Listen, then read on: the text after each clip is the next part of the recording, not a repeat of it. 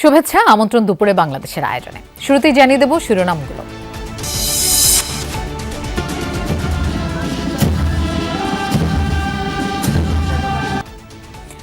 বঙ্গভবনে অস্থায়ী রাষ্ট্রপতিকে বরণ, রাষ্ট্রপতি নির্বাচনে স্পিকারের সাথে ইসির বৈঠক। প্রস্তুত কমিশন, জানালেন সিএসসি। এবং বিস্তারিত আমরা গেজেট আকারে প্রকাশ করব, আপনারা তখন জানতে পারবেন। এখনো কোনো চূড়ান্ত কোনো দিনক্ষণ আমরা এইভাবে ঠিক করি নাই। রাষ্ট্রপতি থাকার আগে পরে কোনো অপরাধ করে থাকলে আইনগত ব্যবস্থার সুযোগ আছে, মন্তব্য তথ্য উপদেষ্টার। ৩২ যুগ্ম সচিবের বাধ্যতামূলক অবসর হয়েছে বিধি মেনে।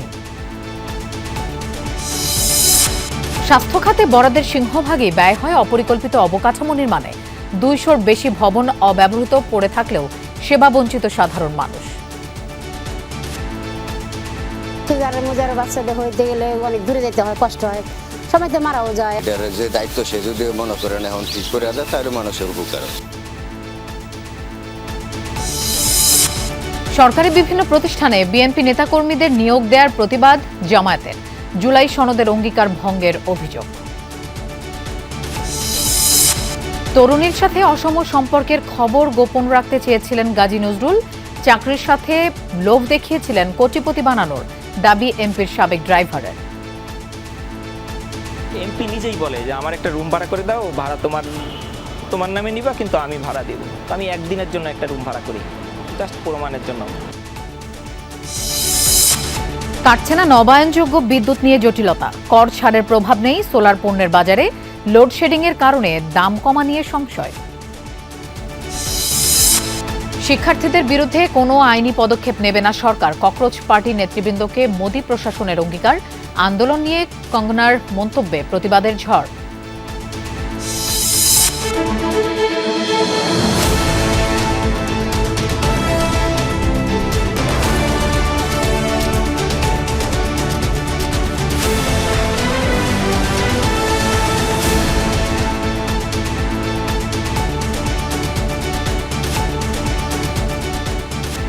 দেখছিলেন শিরোনামগুলো। এছাড়াও দেশ বিদেশের আরো খবর নিয়ে দুপুরে বাংলাদেশে আপনাদের সঙ্গে থাকছি আমি মৌসুমী আহমেদ লোপা।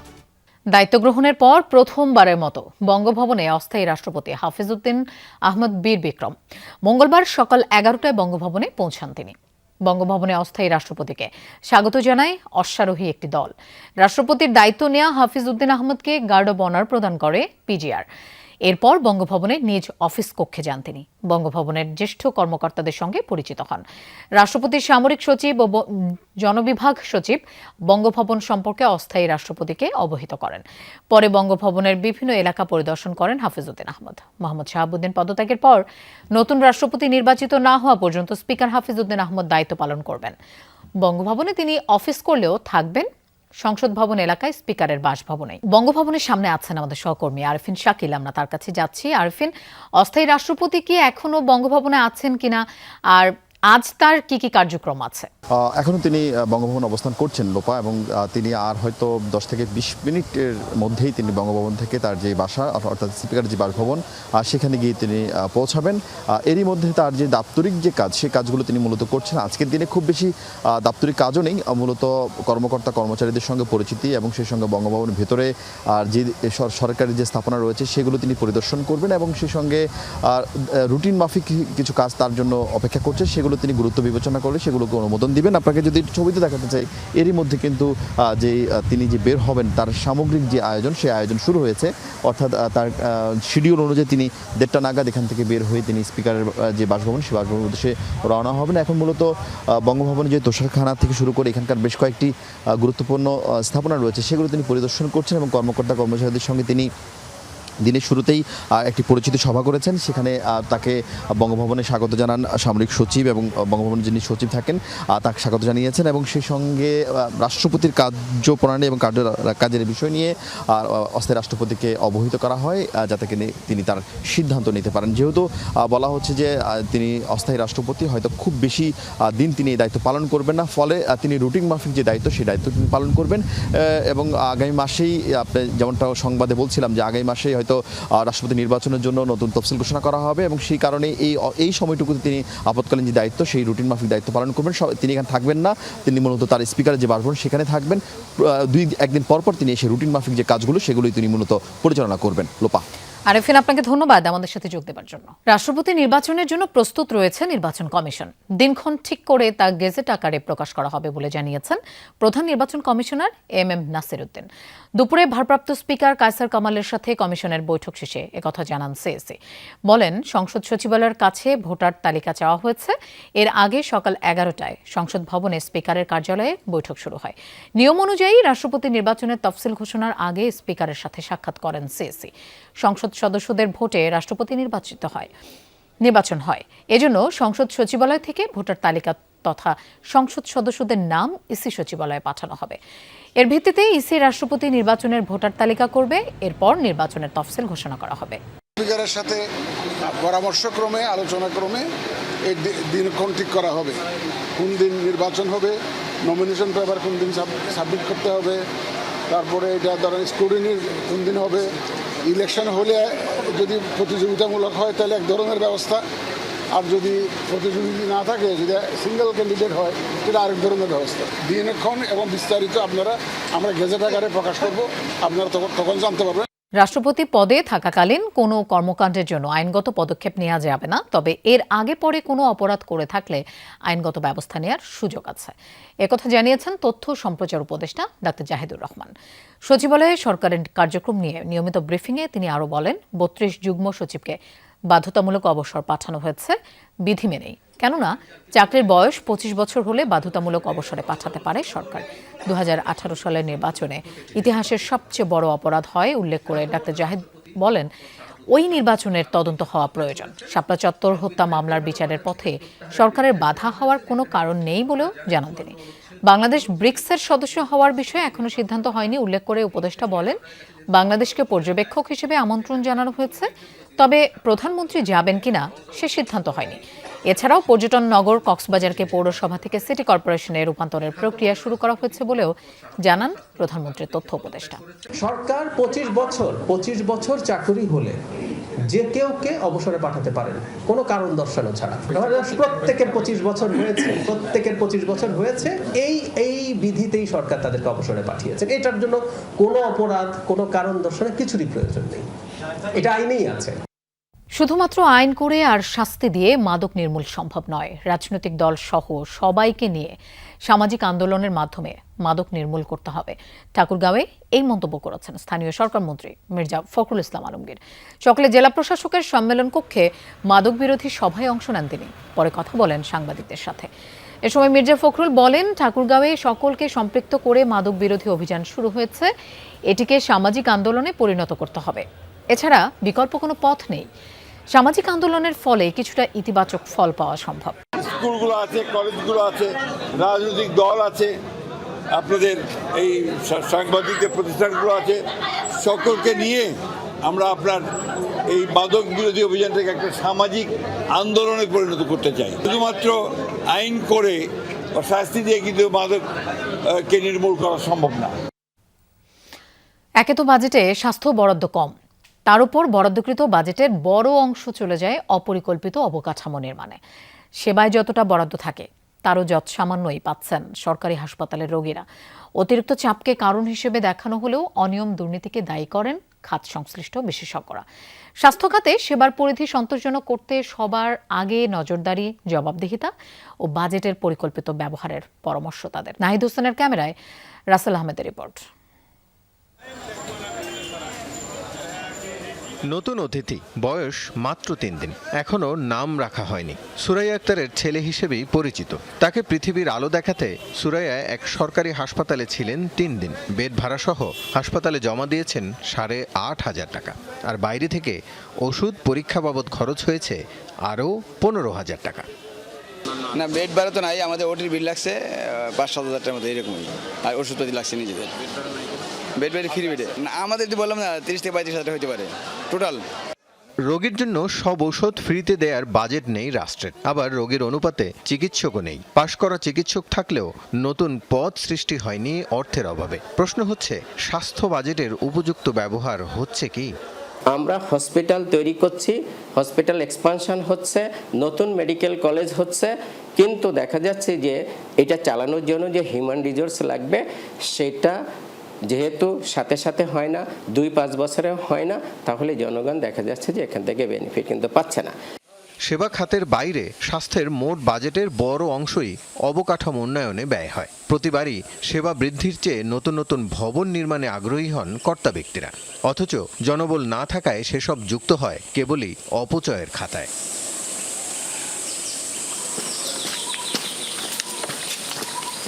এই হাসপাতালের কথাই ধরা যাক। 2006 সালে ধামরাইয়ের কৃষ্ণনগর গ্রামে করা হয় 20 শয্যার এই হাসপাতাল। এরপর পার হয়েছে 20 বছর, কিন্তু হাসপাতাল আর চালু হয়নি। আগাছা আর ঘাসের আধিপত্য দেখে বোঝা যায় কারোর নজরও পড়েনি এদিকে। আমরা ফাঁকে যাই, ঢাকা যাই, ফার্মঘাট যাই। সিজারের মুজারের বাচ্চাদের হইতে গেলে অনেক দূরে যেতে হয়, কষ্ট হয়, সময়তে মারাও যায়, আবার সময়তে অনেক তাড়াতাড়ি করে যাইতে পারি না রাত করে। ভালো হইলে আমাকে অল্প তাড়াতাড়ি আইসা আপাতত কিছু চেষ্টা নিতে পারতাম আমরা। তারপরে আমার যাওয়া লাগে ধামরা, ইসলামপুর, নাইলমা, সাভার। একই সময়ে বিএনপির শেষ বছরে কেরানীগঞ্জের কোন্ডা গ্রামে 20 শয্যার এই হাসপাতাল নির্মাণ করে তৎকালীন বিএনপি জোট সরকার। উদ্বোধন করেন তখনকার স্বাস্থ্যমন্ত্রী খন্দকার মোশাররফ হোসেন। এর অবস্থাও একই রকম। রোগী ভর্তি দূরে থাক, কোনোদিন ব্যবহারই হয়নি ভবনটি। জনমানবহীন অভয়ারণ্য পেয়ে অপরাধের চারণভূমি হয়েছে ভবনগুলো। এখানে যেমন হিরঞ্চি মিরঞ্চি গাঞ্জা গুঞ্জা খায়, কে বলবো গার্জিয়ান কেটে, এটার যে দায়িত্ব সে যদি মনে করেন এখন ঠিক করে দেয় তাহলে মানুষের উপকার হয়। রাত হলে নাকি ভূত থাকে, এই শুনি আমরা, যে সত্যি যে হাসপাতালে নাকি শয়তান টয়তানগুলো থাকে। সুবিধা হয় অনেক, মনে করেন মানুষ ওষুধ পানি পায় সরকারি, কম দামে পায়, কিংবা পয়সা করি লাগে না। দেখে মনে হতে পারে 100 বছরের পুরনো কোনো জরাজীর্ণ ভবন এটি, কিন্তু আসলে 20 বছর আগে ভবনটি নির্মাণ করা হয়েছিল হাসপাতালের জন্য। এরপর থেকে আর কখনোই ভবনটি ব্যবহৃত হয়নি। সরকার বদলায়, কিন্তু ব্যয়ের ধরন পাল্টায় না। আওয়ামী লীগ সরকারের দ্বিতীয় মেয়াদে 2020-21 সালে মানিকগঞ্জ সদরে জনস্বাস্থ্য প্রশিক্ষণ ইনস্টিটিউট উদ্বোধন করা হয়, কিন্তু জনবল নিয়োগ না হওয়ায় পুরোদমে চালু করা যায়নি প্রশিক্ষণ কেন্দ্রটি। এর কিছুটা দূরে একই আমলে 35 কোটি টাকা ব্যয়ে নির্মিত হয় institute of health technology Manikganj.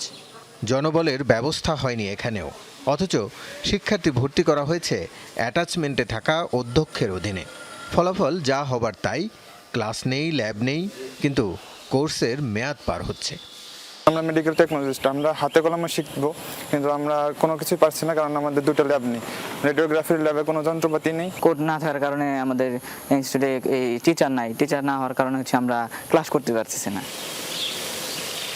একই সময়ে সাটুরিয়ায় 22 কোটি টাকা ব্যয়ে নির্মাণ করেছিলেন মেডিকেল অ্যাসিস্ট্যান্ট ট্রেনিং স্কুল। এই প্রতিষ্ঠানের অবস্থাও একই রকম। প্রয়োজনীয় সব ভবনই করা হয়েছে, অথচ সেখানে কাজ করার কোনো লোকবল নেই। একটা প্রতিষ্ঠান রান করার জন্য শুধু স্থাপনা না, মানুষ লাগবে, জনবল লাগবে, যে man behind the machine. Machine তো আমরা বানিয়ে রাখছি, কিন্তু এটার পিছনে আমাদের ম্যান নাই। এটাই হচ্ছে আমাদের মূল সমস্যাটা। মন্ত্রণালয়ে যখন পদ সৃজন হবে তখন আমরা বলতে পারবো যে কতগুলো শূন্য পদ আছে, বর্তমানে কতজন কর্মরত আছে এবং কতজন আরো নিয়োগ দেওয়া যাবে। একদিকে রাষ্ট্রের কোষাগারের অপব্যবহার, অন্যদিকে চিকিৎসার জন্য মানুষের হাহাকার। এই যেমন মুক্তিযোদ্ধা ওসমান গনি, বয়স 70 পার হয়েছে, রোগবালাই লেগেই থাকে। বাড়ির কাছের এই হাসপাতাল ভবনের পাশ দিয়েই চিকিৎসার জন্য যেতে হয় 15 কিলোমিটার দূরে। ওই যে হেপাত যাই, ওই যে জুলাই যাত্রাবাড়ি যাই, এইটা দেন, এইটা এই করলে এই জ্বালানি রয়ে যাবে। যেদিন ওইটা উদ্বোধন হবে সেদিন তো সার্ভিস উদ্বোধন হবে, সেদিন পেশেন্ট ওখানে সেবা নিবে, সেবা নিচ্ছে, সেটাই আমাদের এই হেলথ মিনিস্টার হোক, প্রধানমন্ত্রী হোক, যেই যে সেই সার্ভিস উদ্বোধন করবে। কিন্তু আমাদের কালচারে যেটা হয়েছে সেটা হচ্ছে যে আমরা বিল্ডিং পৃথা কেটে উদ্বোধন করি। তাদের মতে কেবল বাজেটে স্বাস্থ্যের বরাদ্দ বৃদ্ধি নয়, দরকার অর্থের পরিকল্পিত ব্যবহার। সারা দেশে এমন প্রায় 200-র বেশি প্রতিষ্ঠান বা ভবন গড়ে তোলা হয়েছে যেখানে কোনো সেবা দেওয়া হয় না। আর তাই প্রতি বছর বাজেট এলে স্বাভাবিকভাবেই সাধারণ মানুষের মধ্যে দুশ্চিন্তা জাগে, সে বাজেট কেবল অবকাঠামো খাতেই ব্যবহৃত হবে নাকি সাধারণ মানুষেরও কাজে আসবে। রাসেল আহমেদ, যমুনা নিউজ, ধামরাই। দেশের বিভিন্ন সরকারি প্রতিষ্ঠানের গুরুত্বপূর্ণ পদে বিএনপির দলীয় নেতাকর্মীদের নিয়োগ দেওয়ার প্রতিবাদ জানিয়েছে জামায়াতে ইসলামী। এর মাধ্যমে বিএনপি জুলাই সনদের অঙ্গীকার ভঙ্গ করেছে বলে অভিযোগ করেছেন দলটির সেক্রেটারি জেনারেল মিয়া গোলাম পরওয়ার। দুপুরে এক সংবাদ সম্মেলনে জামায়াত নেতারা অভিযোগ করেন, নির্বাচনের পর নির্বাচন কমিশন, সচিবালয়, সিটি কর্পোরেশন, ওয়াসা এবং বিভিন্ন উন্নয়ন সংস্থায় রাজনৈতিক বিবেচনায় দলীয় ব্যক্তিদের নিয়োগ দেওয়া হচ্ছে। এমনকি নির্বাচন কমিশন সচিবালয়ে চিহ্নিত রাজনৈতিক ব্যক্তিদের চুক্তিভিত্তিক নিয়োগ দিয়ে নির্বাচন ব্যবস্থাকে প্রশ্নবিদ্ধ করা হচ্ছে। এ ধরনের নিয়োগ অবিলম্বে বাতিল করে মেধা ও যোগ্যতার ভিত্তিতে স্বচ্ছতার সাথে নিয়োগ প্রক্রিয়া সম্পন্ন করার আহ্বান জানিয়েছে জামায়াত। বিএনপির 31 দফার 9ম দফায় সংকীর্ণ রাজনৈতিক দলীয়করণের ঊর্ধ্বে উঠিয়া সকল রাষ্ট্রীয়, সাংবিধানিক ও সংবিধিবদ্ধ প্রতিষ্ঠানের স্বচ্ছতা, জবাবদিহিতা ও বিশ্বাসযোগ্যতা পুনঃপ্রতিষ্ঠা করিবার লক্ষ্যে এই সকল প্রতিষ্ঠানে আইনি সংস্কারের মাধ্যমে পুনর্গঠন করা হইবে। সব জায়গাতে তাদের দলীয় নেতাকর্মীদের নিয়োগ দিয়েছেন, উন্নয়ন কর্তৃপক্ষগুলোতে, সিটি কর্পোরেশনগুলোতে, ওয়াসা। মানুষ বিস্মিত হচ্ছে। অসম সম্পর্ক গোপন রাখতে নানা প্রলোভন দেখিয়েছিলেন সাতক্ষীরা 4 আসনের এমপি গাজী নজরুল ইসলাম। যমুনার মুখোমুখি হয়ে এমন দাবি করেছেন জামায়াত থেকে বহিষ্কৃত এই নেতার সাবেক ড্রাইভার ও ভুক্তভোগী তরুণীর মামা ওবায়দুর রহমান। তিনি জানান, চাকরির লোভ ও কোটিপতি বানানোর টোপ দিয়ে বশ করা হয়েছিল মেয়েটির পরিবারকে। দাবি করেন, এমপি নজরুল সম্পর্কের ব্যাখ্যা দিতে গিয়ে বলেছিলেন, আল্লাহ শিরক ছাড়া অন্য গুনাহ মাফ করবেন। বিস্তারিত জানাচ্ছেন সহকর্মী তাজনুর ইসলাম। কিভাবে সামাজিক মাধ্যমে এলো এমপি গাজী নজরুলের ভিডিও? কে বা কারা ধারণ করেছিল ভাইরাল হওয়া ভিডিওগুলো? কেন করেছিল?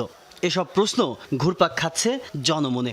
এসবের মাঝে বেশ কয়েকদিনের চেষ্টার পর আমরা মুখোমুখি হতে পেরেছি জামায়াত থেকে বহিষ্কার হওয়া এমপি নজরুলের সেই ড্রাইভার ওবায়দুরের।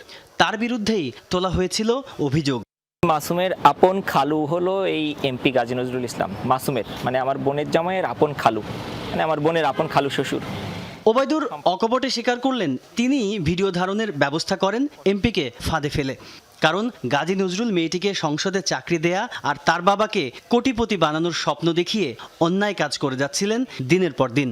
এমপি নিজেই বলে যে আমার একটা রুম ভাড়া করে দাও, ভাড়া তোমার নামে নিবা, কিন্তু আমি ভাড়া দিব। তো আমি একদিনের জন্য একটা রুম ভাড়া করি, জাস্ট প্রমাণের জন্য।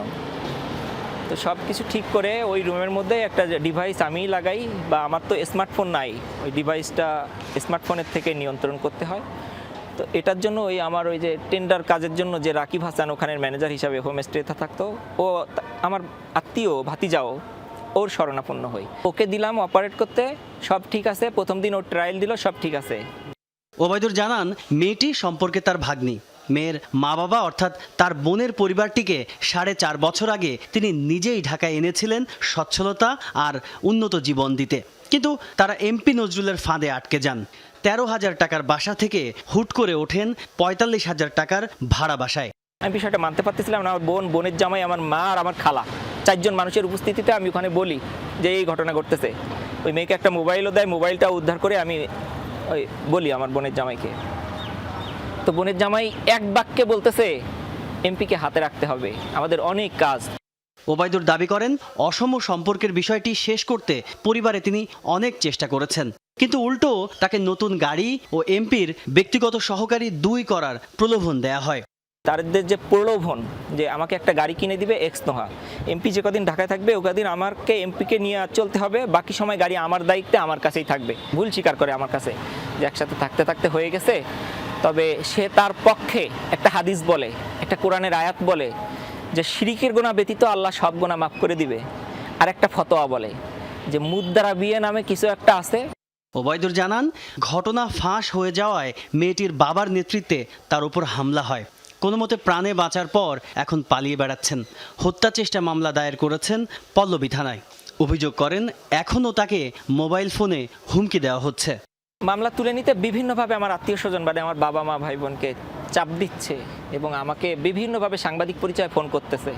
তাজনুর ইসলাম, যমুনা নিউজ, ঢাকা। 2018 সালে টেকনাফে কাউন্সিলর একরামুল হকের হত্যাকাণ্ডের সাথে জড়িত থাকার অভিযোগে ব্রিগেডিয়ার জেনারেল মিফতাউদ্দিন আহমেদকে সেনা হেফাজতে নেওয়া হয়েছে। সোমবার রাতে এই তথ্য জানিয়েছে আন্তঃবাহিনীর জনসংযোগ পরিদপ্তর আইএসপিআর। সংস্থাটি জানিয়েছে, আইন অনুযায়ী তার বিরুদ্ধে পরবর্তী ব্যবস্থা গ্রহণ করা হবে। গত রোববার এই হত্যা মামলায় আন্তর্জাতিক অপরাধ ট্রাইব্যুনালে আনুষ্ঠানিক অভিযোগ দাখিল করে প্রসিকিউশন। ওই মামলায় ক্ষমতাচ্যুত প্রধানমন্ত্রী শেখ হাসিনা সহ 11 জনকে আসামি করা হয়। অভিযোগ আমলে নিয়ে পলাতক 8 আসামির বিরুদ্ধে গ্রেফতারি পরোয়ানা জারি করে ট্রাইব্যুনাল। আসামির তালিকায় সে সময়ের র্যাব 7-এর অধিনায়ক দায়িত্বে থাকা মিফতাউদ্দিন আহমেদের নাম রয়েছে। অভিযোগ দাখিলের একদিন পরই মিফতাউদ্দিনকে হেফাজতে নিল সেনাবাহিনী। সম্পদের বিবরণী দাখিল না করার অভিযোগে বাংলাদেশ ব্যাংকের সাবেক ডেপুটি গভর্নর এসকে সুর চৌধুরীর বিরুদ্ধে দুদকের করা মামলায় 3 বছরের কারাদণ্ড দিয়েছেন আদালত। ঢাকার বিশেষ জজ আদালত 2-এর বিচারক আয়েশা নাসরিন এই রায় দেন। এর আগে গত 15 জুলাই রাষ্ট্রপক্ষ আসামি পক্ষের যুক্তিতর্ক উপস্থাপন শেষ হয়। 2024 সালের 23 ডিসেম্বর দুদক তার বিরুদ্ধে মামলাটি করে। 2025 সালের 4 আগস্ট আদালতে অভিযোগপত্র দাখিল করে দুদক। 2025 সালের 6 নভেম্বর আদালত অভিযোগ গঠন করে বিচার শুরুর আদেশ দেন। এই মামলায় 7 জন সাক্ষী আদালতে সাক্ষ্য দিয়েছেন। মামলার নথি অনুযায়ী আয় বহির্ভূত সম্পদ অর্জনের অভিযোগে এসকে সুর চৌধুরী ও তার উপর নির্ভরশীল ব্যক্তিদের সম্পদের বিবরণী 21 কার্যদিবসের মধ্যে দাখিল করতে নোটিশ দিয়েছিল দুদক, কিন্তু নির্ধারিত সময়ের মধ্যে তিনি সম্পদের বিবরণী দাখিল করেননি। 2025 সালের 14 জানুয়ারি রাজধানীর সেগুনবাগিচা এলাকা থেকে এসকে সুর চৌধুরীকে গ্রেফতার করে দুদক। এরপর থেকে তিনি কারাগারে আছেন। রায়ের পর্যবেক্ষণে বিচারক বলেছেন যে আসামি তার সম্পদকে আড়াল করার জন্যই এই ধরনের কৌশলকে অবলম্বন করেছেন। নোটিশ পাওয়ার পরেও উনি সম্পদ বিবরণীটা উনি দিলেন না, এটা ওনার একটা কৌশল মাত্র। 2019 সালের ফেনীর সোনাগাজীর মাদ্রাসা ছাত্রী নুসরাত জাহান রাফিকে পুড়িয়ে হত্যা মামলায় মাদ্রাসার তৎকালীন অধ্যক্ষ সিরাজউদ্দৌলা সহ মৃত্যুদণ্ডপ্রাপ্ত 16 আসামির ডেথ রেফারেন্স ও আপিল শুনানি আজ বিচারপতি ভীষ্মদেব চক্রবর্তী ও বিচারপতি KM রাশেদুজ্জামান রাজার হাইকোর্ট বেঞ্চ মামলাটি শুনবেন। এর আগে 2019 সালের 24 অক্টোবর নুসরাত হত্যা মামলায় সিরাজউদ্দৌলা সহ 16 জনকে মৃত্যুদণ্ড দেন ফেনীর নারী ও শিশু নির্যাতন দমন ট্রাইব্যুনালের বিচারক মোহাম্মদ মামুনুর রশিদ। পাশাপাশি সব আসামিকে 1 লাখ টাকা করে জরিমানা করা হয়। রায়ে মৃত্যুদণ্ডপ্রাপ্তরা হলেন সোনাগাজী ইসলামিয়া ফাজিল মাদ্রাসার বহিষ্কৃত অধ্যক্ষ SM সিরাজউদ্দৌলা, উপজেলা আওয়ামী লীগের বহিষ্কৃত সভাপতি মোহাম্মদ রুহুল আমিন, ছাত্র নুরুদ্দিন শাহাদাত হোসেন ওরফে শামীম, পৌরসভার কাউন্সিলর মাকসুদ আলম সহ 16 জন। ওই মৃত্যুদণ্ডের রায় অনুমোদনের জন্য মামলার ডেথ রেফারেন্স আকারে হাইকোর্টে পাঠানো হয়। বিচারিক আদালতের এই রায়ের বিরুদ্ধে জেল আপিলের পাশাপাশি দণ্ডিতরা খালাস পেতে আপিল করেন। 45 দিন বন্ধ থাকার পর আবারও চালু হয়েছে মগবাজারের আদ্দিন হাসপাতাল। অনাকাঙ্ক্ষিত শিশু মৃত্যুর ঘটনায় শোক ও দুঃখ প্রকাশ করে কর্তৃপক্ষ জানায়, বন্ধ থাকাকালীন হাসপাতালের ওয়ার্ড, ICU সহ সার্বিক অবকাঠামো সংস্কার ও আধুনিকায়ন করা হয়েছে। একই সাথে স্বাস্থ্যসেবার মান উন্নত করতে কর্মীদের দেওয়া হয়েছে বিশেষ প্রশিক্ষণ। লাইসেন্স পুনর্বহালের পর আজ সকাল থেকে আবারও পুরো দমে শুরু হয়েছে রোগীদের চিকিৎসা ও সেবা কার্যক্রম। আদ্দিন মেডিকেল কলেজ হাসপাতাল চালু হওয়ায় সন্তুষ্টি প্রকাশ করেছেন মেডিকেলের শিক্ষার্থী সহ চিকিৎসা নিতে আসা রোগীরা। এই হসপিটালে না, আপনারাও সব হসপিটালে করবেন, কারণ বাংলাদেশের চিকিৎসা ব্যবস্থা ভালো হলে আমরা সবাই উপকৃত হব। ওয়ার্ড জাস্ট স্টার্ট করেছি, এর কিছুক্ষণের পরেই আমাদের কলেজে একটা দুর্ঘটনা হয়, যার জন্য আমাদের লাইসেন্সটা নিয়ে যাওয়া হয়। পরে এখন অনেক কষ্টের পরে এটা ফেরত পেয়েছি, তো আমরা অনেক খুশি। সরকারের চিঠি তো আমাদের জন্য একটা, ওই যে বললাম যে আমাদেরকে একটা সতর্কীকরণ, আমরা এটাকে খুব সিরিয়াসলি নিয়েছি। আমি দোয়া করি মানুষ সুস্থ জীবন যাপন করুক, হাসপাতালে যেন আসতে না হয়, কিন্তু যদি যারা আসবে তাদেরকে যেন আমরা সম্মান করতে পারি, সেবা দিতে পারি। দেশে সড়ক দুর্ঘটনায় শিক্ষার্থী নিহতের মাত্রা বেড়েছে উদ্বেগজনক হারে। 2019 সাল থেকে 2026 সালের জুন মাস পর্যন্ত 7.5 বছরে সড়ক দুর্ঘটনায় 7,364 জন শিক্ষার্থী নিহত হয়েছে, যা মোট নিহতের 15.11%। এই 7 বছরে সড়ক দুর্ঘটনায় মোট নিহত হয়েছে 48,713 জন। রোড সেফটি ফাউন্ডেশনের এক সংবাদ বিজ্ঞপ্তিতে এসব তথ্য জানানো হয়। সড়ক দুর্ঘটনায় শিক্ষার্থী নিহতের ঘটনা পর্যবেক্ষণে দেখা যায় 5 থেকে 17 বছর বয়সী স্কুল ও মাদ্রাসা শিক্ষার্থী নিহত হয়েছে 3,328 জন। 18 থেকে 25 বছর বয়সী কলেজ বিশ্ববিদ্যালয়ের মধ্যে নিহত শিক্ষার্থীর সংখ্যা 4,036 জন। সড়ক দুর্ঘটনায় শিক্ষার্থী নিহতের কারণ হিসেবে ত্রুটিপূর্ণ সড়ক এবং অনিরাপদ যানবাহন, সড়ক ব্যবহার বিষয়ে সচেতনতার অভাব, শিক্ষা প্রতিষ্ঠানে সড়ক নিরাপত্তা বিষয়ে প্রশিক্ষণের ব্যবস্থা না থাকার কথা তুলে ধরা হয়। এছাড়া সচেতনতামূলক প্রচারণা না থাকা, বেপরোয়া বাইক চালানোর মানসিকতা, ট্রাফিক আইন না জানা ও না মানার প্রবণতাকে দুর্ঘটনার কারণ হিসেবে চিহ্নিত করে রোড সেফটি ফাউন্ডেশন। দুর্ঘটনা প্রতিরোধে বেশ কিছু সুপারিশও তুলে ধরে প্রতিষ্ঠানটি। সড়কে ট্রাফিক ব্যবস্থাপনায় এআই ক্যামেরার পাশাপাশি প্লাগ অ্যান্ড প্লের ক্যামেরা বসানোর পরিকল্পনা করেছে ডিএমপি ট্রাফিক বিভাগ। ইতিমধ্যে 1000 ক্যামেরা কেনার পরিকল্পনা নেওয়া হয়েছে বলে জানান ডিএমপি ট্রাফিক বিভাগের অতিরিক্ত কমিশনার আনিসুর রহমান। সকালে মোহাম্মদপুর বাসস্ট্যান্ডে নতুন ট্রাফিক সিগন্যাল প্রজেক্ট চালুর অনুষ্ঠানে একথা বলেন তিনি। বলেন, বর্তমানে রাজধানীর 16টি পয়েন্টে 37টি এআই ক্যামেরা কাজ করছে। আরও 50টির মতো এআই ক্যামেরা বসানোর ব্যবস্থা হবে বলেও জানান তিনি। এছাড়া সড়কে শৃঙ্খলা ফেরাতে স্বল্প মূল্যে 1000 প্লাগ অ্যান্ড প্লে ক্যামেরা বসানোর পরিকল্পনার কথাও জানান তিনি। অতিরিক্ত কমিশনার আরও বলেন, নতুন এই ক্যামেরায় তাৎক্ষণিক মামলা দেওয়ার সুবিধা না থাকলে রেকর্ড ফুটেজ দেখে পরবর্তীতে মামলার সুযোগ থাকছে। একই সাথে এআই ক্যামেরা অনেক ব্যয়বহুল হওয়ায় প্লাগ অ্যান্ড প্লে ক্যামেরার ক্রয় করার কথা বলেন তিনি। এদিকে প্রতি মাসে সড়কে বিভিন্ন অনিয়মের কারণে প্রায় 50,000-এর বেশি মামলা হয়, যা মাসে গড়ে প্রায় 12 কোটি টাকার মতো। বছরে গড়ে 120 কোটি টাকা সরকারি কোষাগারে ট্রাফিক বিভাগ জমা করা হয় বলে জানান তিনি। আমরা কিন্তু নতুন কনসেপ্ট নিয়ে এসেছি যে প্লাগ অ্যান্ড প্লে ক্যামেরা লাগানো। এর অর্থ হচ্ছে যে এআই যে ক্যামেরাটা, এই ক্যামেরাটা যথেষ্ট দামি। তো যেহেতু আমাদের অর্থ স্বল্পতা রয়েছে, বাজেট স্বল্পতা আছে, এবং আমরা অনেক বেশি জায়গা খুব দ্রুত সময়ের মধ্যে কভার করতে চাই, এই কারণে আমরা 1000 নতুন আমরা ক্যামেরা বসানোর প্রস্তুতি নিয়েছি। 30 জুলাই থেকে রাজধানীর চীনমৈত্রী সম্মেলন কেন্দ্রে 3 দিনব্যাপী হজ ও ওমরা মেলা আয়োজন করবে হাব। দুপুরে রাজধানীর নয়াপল্টনে এক ব্রিফিংয়ে এই তথ্য জানান হাবের মহাসচিব ফরিদ আহমেদ। এ সময় তিনি অভিযোগ করেন, লাইসেন্সবিহীন এজেন্সিগুলোর বিরুদ্ধে ব্যবস্থা নেওয়ার জন্য ধর্ম মন্ত্রণালয়ে অনুরোধ করা হলেও কোনো সমাধান আসছে না। প্রতারণা এড়াতে সবাইকে সচেতন থাকার পরামর্শ দেন তিনি। হাব মহাসচিব আরও বলেন, পতিত স্বৈরাচার সরকারের মনোনীত এজেন্সি সরকারের হজ ব্যবস্থাপনায় বিশৃঙ্খলা তৈরির অপচেষ্টা করছে। কোনো সিন্ডিকেটকে হাব সমর্থন করে না বলেও জানান তিনি। এই মেলা আয়োজনের উদ্দেশ্য হলো মূলত বিভিন্ন হজ এজেন্সি ও হজে গমনোচ্ছুকগণের মধ্যকার দূরত্ব কমিয়ে তাদের মধ্যে সেতুবন্ধন তৈরি করা, যাতে করে হজযাত্রীগণ হজ উমরাকে কেন্দ্র করে যে এক শ্রেণীর গ্রুপ লিডার, প্রতারক এবং মধ্যস্বত্বভোগী শ্রেণী গড়ে উঠেছে, তাদের কবল থেকে ধর্মপ্রাণ মানুষকে পরিত্রাণ দেওয়া। নবায়নযোগ্য বিদ্যুৎ নিয়ে সরকারের ভাবনা আর বাজারের বাস্তবতার বিস্তর ফারাক। সোলার প্যানেল, ব্যাটারি কিংবা ইনভার্টার আমদানি শুল্ক মুক্ত করা হলেও বাজারে প্রভাব নেই। লোডশেডিং এভাবে চললে দাম আদৌ কমবে কিনা তা নিয়ে সন্দিহান ব্যবসায়ীরা। জানালেন, পরিস্থিতি বোঝা যাবে 2 মাস পর। অন্যদিকে দেশি বিদেশি গবেষকরা বলছেন, মানুষকে সোলার পণ্যে অভ্যস্ত করা না গেলে হিতে বিপরীত হবে। 2 বছর ধরে সোলার পণ্যের বাজার বেশ রমরমা। লোডশেডিং এর চাপ সামলাতে বিকল্প হিসেবে সোলার প্যানেল কিনছেন মূলত প্রান্তিক মানুষ। এর বাইরে সোলার ফ্যান, বাতি, ইনভার্টারের চাহিদা রাজধানীতেও কম নয়। সৌরবিদ্যুৎ সংরক্ষণে কদর বেড়েছে লিথিয়াম আয়ন ব্যাটারির। তাই রাজধানীর পুরান ঢাকার বিভিন্ন বাজারে এসব পণ্য এনে কুলাতে পারছেন না ব্যবসায়ীরা। তবে আলাদা হিসেবে নয়, পণ্য বেচাকেনা হচ্ছে বিভিন্ন ক্যাপাসিটির সোলার প্যাকেজের আওতায়। বাংলাদেশের সোলার পণ্যের বাজার যারা ছোট মনে করেন, এই পুরান ঢাকা, নবাবপুর, কাপ্তান বাজার এই জায়গাটিতে আসলে ধারণা পাল্টে যাবে এবং বাস্তবতা হিসেবে দেখা যাবে প্রায় সব দোকানেই এখানে সোলারের পণ্য মিলছে। সেটি সোলার হোম সিস্টেম বা রুফটপ যে সোলার, সেটির চাহিদা সবচেয়ে বেশি। এর বাইরে অন্যান্য ছোট ছোট যন্ত্রাংশের পরিধিও কিন্তু খুব একটা কম নয় এবং ব্যবসায়ীরা বলছেন গত 2-3 বছরে তাদের বেচা বিক্রির পরিমাণ প্রায় 30 থেকে 40% বেড়েছে। যদিও বাজেটে সরকারের কর ছাড়ের যে প্রভাব, সেটি এই বাজারে এখনো পড়েনি।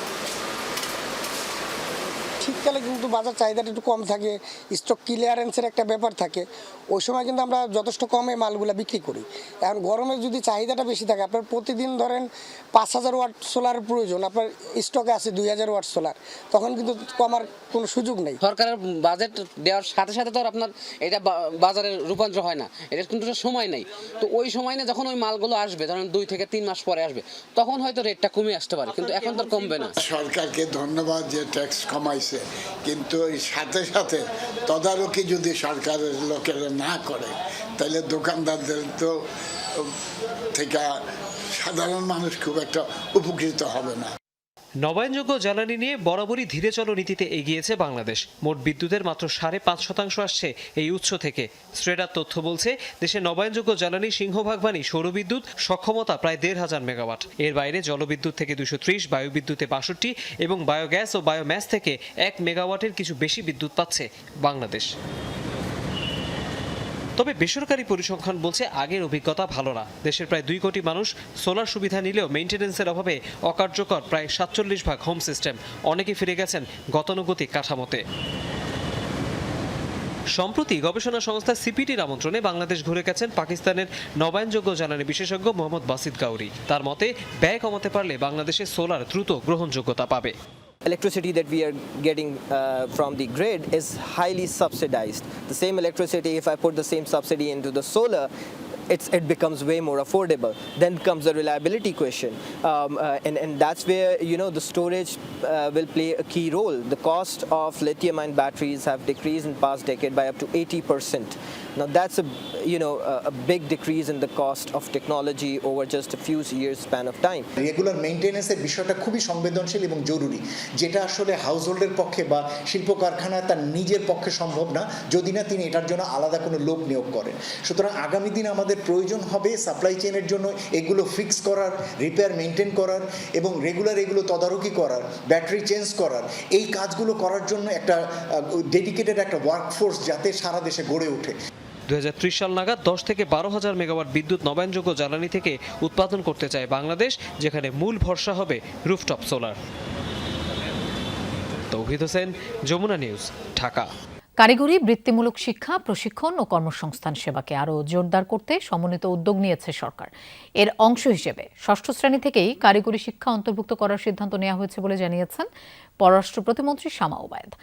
রাজধানীতে বাংলাদেশ মালয়েশিয়া যৌথ উদ্যোগে আয়োজিত সেমিনারে পররাষ্ট্র প্রতিমন্ত্রী বলেন, এই পদক্ষেপ শিক্ষার্থীদের ব্যবহারিক দক্ষতা ও সমস্যা সমাধানে ক্ষমতা বৃদ্ধিতে সহায়তা করবে।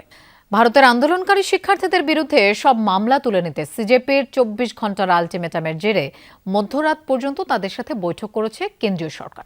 দাবি মেনে লিখিত বিজ্ঞপ্তি জারি করেছে আসাম ও বিহার সরকার। কেন্দ্রীয় সরকারের তরফ থেকেও মিলেছে একই পদক্ষেপের প্রতিশ্রুতি। অন্যদিকে এনডিটিভি দাবি করেছে, সাবেক শিক্ষামন্ত্রীর দফতর পরিবর্তন করতে চেয়েছিল মোদি প্রশাসন, কিন্তু তার পদত্যাগের দাবিতে অনড় থাকে ককরোচ জনতা পার্টির নেতারা।